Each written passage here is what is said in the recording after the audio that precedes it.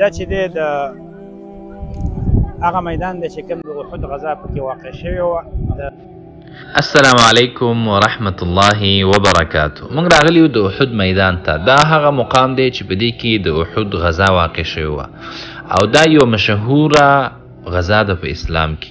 موږ سره په دې سفر کې شیخ مطیع الله دی، هغه به موږ ته مختصر واقعه بیانوي او دا هغه ځایونو نشاندهي به هم کوي کوم ځای کې چې دا غزا واقع شوې وه او د دې پوره معلومات به انشاءالله موږ ته راکوي.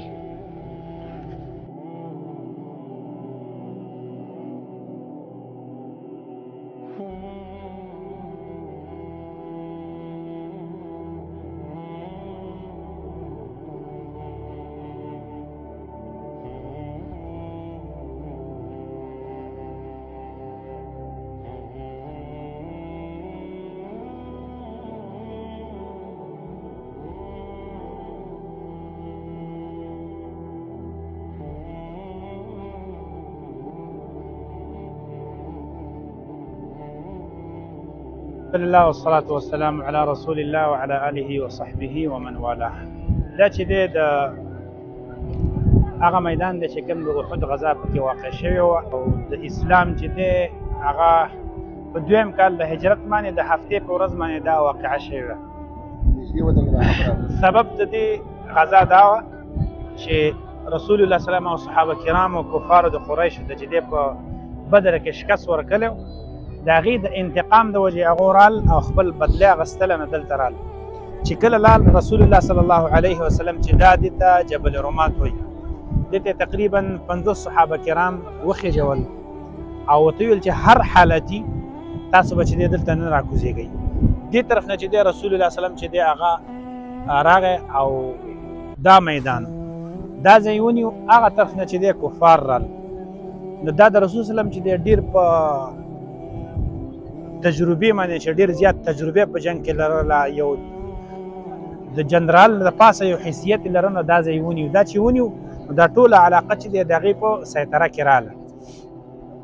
کله چې ابتدا جنګ شروع شوله نو کفارو چې د شکست وخوړ دې طرف ته منډه کړې چې داسې لاړ هغه صحابه کرام چې کوم بره په دغې باندې و جبل رومات باندې، هغوی ویل چې اوس اسم فتح راله او صحابه کرامو غنیمتونه راټول کړل او موږ همداسې پاتې شو.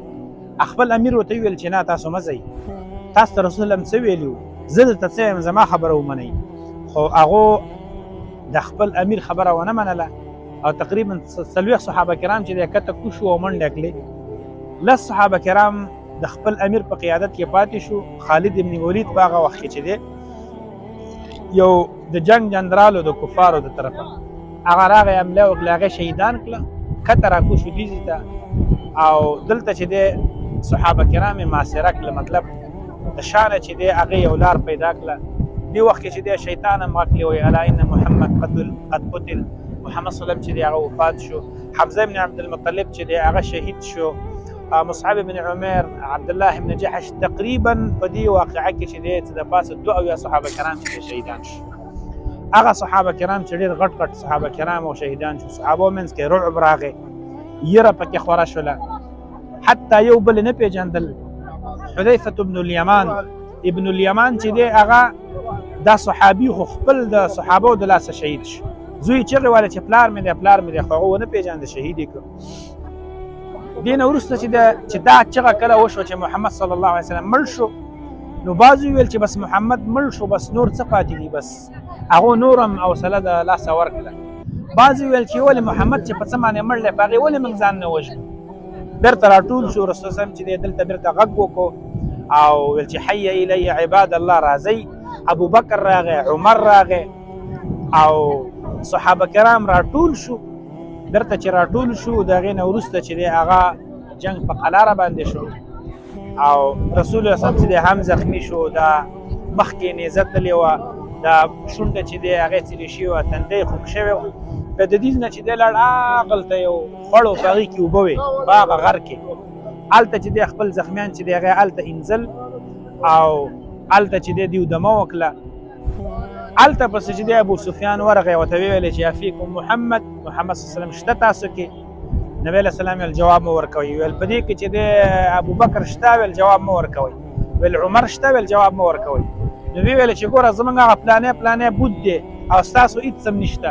رسول الله صلی الله علیه وسلم چې اوس ورته وي او پاڅېږه چې لنا المولا ولا مولا لکم، زمونږ الله شته او ستاسو نشته. قتلانا فی الجنه وقتلاکم فی النار، زمونږ مړي چې دی هغه جنت ته ځي او ستاسو جهنم ته ځي. محمد هم ژوندی دی، ابوبکر هم ژوندی دی، عمر هم ژوندی دی او الله ستا شرمول له ساتلي دي، تا پې شرموي. هغه بیا بېرته راواپس شو. تقریبا بیا بعض صحابه کرامو خپل مړي چې دی مدینې ته ویوړه. رسول صلی الله علیه وسلم ته ویل چې نه، مړي چې شهید چې په کوم ځای کې شهید شي په همغه ځای کې به دفن کېږي. هغه بېرته راوست دلته. تقریبا په دې مقبره کې چې دی هغه څه د پاسه 80 صحابه کرام چې دی دلته دفن دي. په دې کې د هېچا قبر نه دی معلوم. یو د حمزه ابن عبد المطلب قبر معلوم دی چې دا په تاریخ کبیر کې ابن جریر لیکلي، د هغې قبر معلوم دی، او د مصعب ابن عمیر او د عبد الله ابن جحش او نور. دا خلاصه چې دی هغه د دې د احد د غزا خلاصه وه. موږ ته پکې فایده دا راغله، موږ ته پکې دغه دا ده چې پکار دی چې ګوره دې صحابه کرامو د رسول الله صلی الله علیه وسلم چې د هغه اطاعت ونه کړو نو څومره شکست سره څومره ماتې وخوړله. او هغه صحابه کرامو د خپل امیر امر ونه منو نو د څومره چې د نقصانات او خسائر سره چې دی هغه مخامخ شو. موږ له دغه دا ده چې پکار دی رسول صلی الله علیه وسلم امر ومنو، د هغې اطاعت وکړو او د هغې د امر مخالفت ونه کړو. بیا چې کوم رامن امیر مقرر شي د هغې بالذات د هغه د هغې حکم لري، پکار دی چې مخالفت یې ونه کړو او دا د شریعت حکم دی. د هغې په خبره منلو کې خیر دی او په نه منلو کې چې صحابه کرام چې بهترین خلک وو مخ ته ځمکه باندې وروسته د انبیاو نه صحابه کرام دي، هغه د دومره نقصان سره مخامخ شو په یوه خبره باندې چې د رسول الله ونه منله نو موږ هغو ته چېرته رسېدلی شو. او موږ هزار په زرونو خبرې مخالفت کوو او خوشحاله ګرځو. بس الله سبحانه وتعالی دې موږ تاسو تابعدار سید رسول الله صلی الله علیه وسلم د دین جوړ کړي او الله دې د هر خیر توفیق راکړي او د هر شر نه دې الله وساتي. وصلى الله تعالى على نبينا محمد وعلى اله وصحبه اجمعين. آمين آمين آمين.